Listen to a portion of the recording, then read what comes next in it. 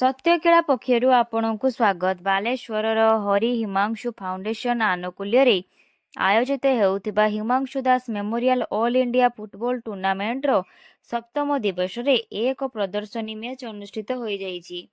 Cuttack Nita football academy और बाराकपुर स्थित पश्चिमबंग महिला पुलिस स्पोर्ट्स क्लब मध्य एही मैच खेला जाइथिला। मैच पूर्व अनुष्ठित एही उत्सव रे फाल्कन ग्रुप रो निर्देशिका आद्याशा पट्टनायक और डीएसपी प्रेम प्रज्ञा महांती बरेण्य अतिथि भाव जोगदे बालेश्वर किंबदंती व्यक्तित्व स्वर्गत हिमांशु दास को स्मृति रे आयोजित यह टूर्नामेंट एक प्रशंसनीय उद्यम बोली कहिथिले।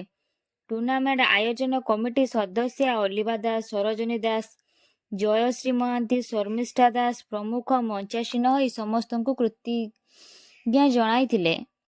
फाउंडेशन चेयरमैन युव शिल्पोद्योगी संजय दास और वाइस चेयरमैन तथा हरिप्लास्ट मैनेजिंग डायरेक्टर संग्राम दास कार्यक्रम रे उपस्थित रही टूर्नामेंट आयोजन आभिमुख्य संपर्क आलोकपात करथिले।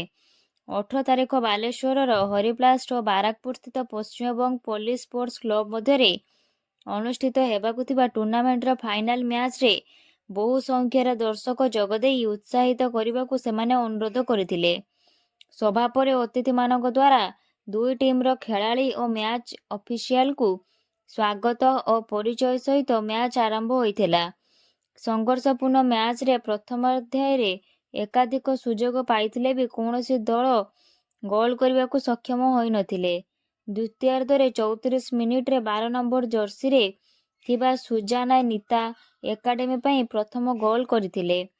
57 मिनिट रे 25 नंबर जर्सी रो मार्चिंडा पश्चिमबंग पुलिस उपरे द्वितीय गोल करथिले। शेष रे नीता एकाडेमी 2.0 गोल रे विजयी होइथिले। मैच शेष हेबा परे बालेश्वर भेटरान फुटबॉल खेलाड़ी सलील कुमार सिंह और गोपाल चंद्र सेट्टी को संबर्धित करा जाइथिला।